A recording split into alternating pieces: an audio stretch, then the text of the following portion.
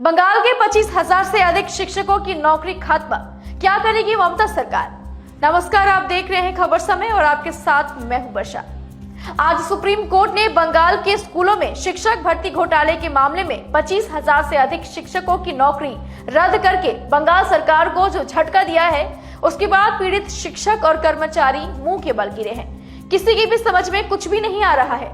मुख्यमंत्री ममता बनर्जी को नबानिया में एक प्रेस कॉन्फ्रेंस करना पड़ा, जिसमें उन्होंने अपनी पीड़ा का इजहार किया। ममता बनर्जी ने कहा कि सुप्रीम कोर्ट का मैं सम्मान करती हूं, लेकिन सुप्रीम कोर्ट के फैसले को स्वीकार नहीं कर सकती।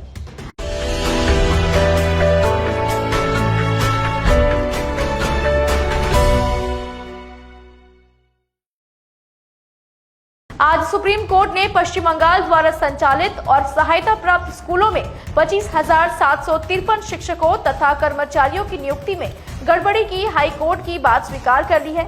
इस संबंध में कोलकाता हाई कोर्ट ने पहले ही कहा था कि बंगाल के स्कूलों में 25,753 शिक्षक व अन्य कर्मचारी अवैध तरीके से नियुक्त हुए हैं। हाई कोर्ट के फैसले पर मोहर लगाते हुए सुप्रीम कोर्ट ने कहा है कि शिक्षकों और कर्मचारियों को अपना वेतन तथा अन्य भत्ते लौटाने की जरूरत नहीं है। सुप्रीम कोर्ट ने अपने फैसले में कहा है कि बंगाल के स्कूलों में नई चयन प्रक्रिया 3 महीने के भीतर पूरी की जाए। दिव्यांग उम्मीदवार मानवीय आधार पर सेवा में बने रह सकते हैं। कोर्ट ने यह भी कहा है कि नई चयन प्रक्रिया में योग्य और विदाग उम्मीदवारों को छूट दी जा सकती है। प्रधान न्यायाधीश संजीव खन्ना और न्यायमूर्ति संजय कुमार की पीठ ने शिक्षक नियुक्तियों को रद्द करने संबंधी कोलकाता हाईकोर्ट के 22 अप्रैल 2024 के फैसले को बरकरार रखा है। आपको बताते चले कि ममता बनर्जी की सरकार ने 2016 में 25,000 शिक्षकों की नियुक्ति की थी।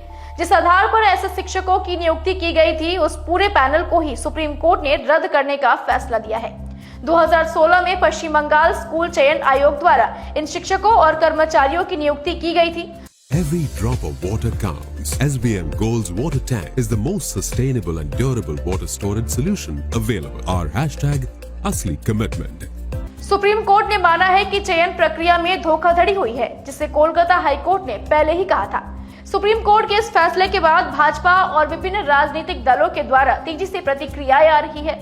मुख्यमंत्री ममता बनर्जी ने कहा है कि किसी भी जज के खिलाफ मैं कोई शिकायत नहीं कर रही हूं, लेकिन देश के नागरिक के तौर पर मेरे भी कुछ अधिकार है। मैं इस फैसले को स्वीकार नहीं कर सकती हूं। ममता बनर्जी ने कहा कि सुप्रीम कोर्ट ने जिन लोगों की नौकरी रद्द कर दी है, उन्हें आयु और अन्य मामलों में छूट देकर फिर से भर्ती प्रक्रिया में भाग लेने की अनुमति दी जा सकती है, लेकिन जिन्हें दागी माना जा रहा है, उनके बारे में हमें कोई जानकारी नहीं है। ममता बनर्जी ने कहा कि क्या बंगाल की शिक्षा व्यवस्था को भाजपा तोड़ना चाहती है? भाजपा के लोग बंगाल को और कितना निशाना बनाएंगे? उन्होंने मध्य प्रदेश के व्यापम घोटाले का जिक्र किया और पूछा कि उसमें क्या अपराधियों को सजा दी गई। ममता ने कहा कि आयोग एक स्वतंत्र इकाई है, हम उनके काम में कोई दखल नहीं देते। ममता बनर्जी ने कहा कि जो 25,000 नौकरियां रद्द की गई है, उन शिक्षकों के प्रति मानवता का दृष्टिकोण होना चाहिए।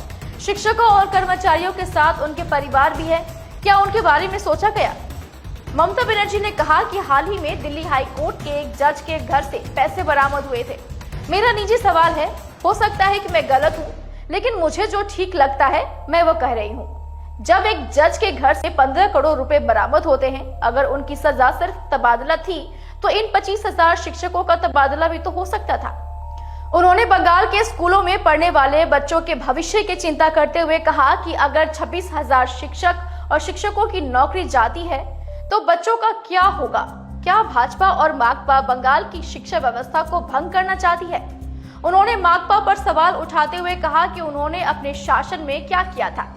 केंद्रीय मंत्री और पश्चिम बंगाल भाजपा के अध्यक्ष सुकांतु मजूमदार ने अपनी प्रतिक्रिया में कहा है कि आज सुप्रीम कोर्ट के फैसले के कारण बंगाल में 2016 से नौकरी कर रहे लगभग 26,000 शिक्षक और गैर शिक्षक कर्मचारी बेरोजगार हो गए हैं। इसकी जिम्मेदारी ममता बनर्जी की है। जो भी हो, यह मामला तूल पकड़ता जा रहा है। अब देखना होगा कि सुप्रीम कोर्ट के इस फैसले के बाद ममता बनर्जी की सरकार नौकरी से हटाए जाने वाले शिक्षकों के साथ क्या इंसाफ करती है। आपकी जानकारी के लिए बता दें, इस खबर को हमारे प्रतिनिधि सुरेंद्र श्रीवास्तव द्वारा लिखी गई है। खबर समय में अभी के लिए इतना ही। बाकी खबरों के लिए देखते रहिए खबर समय। हर समय खबर समय। धन्यवाद। नागालैंड स्टेट 200 गोल्ड मंथली लॉटारी प्रथम पुरस्कार 1,50,00,000 গ্যারান্টেড। টিকিটের মূল্য 200 টাকা। প্রথম পুরস্কার শুধু বিক্রি হওয়া টিকিট থেকেই।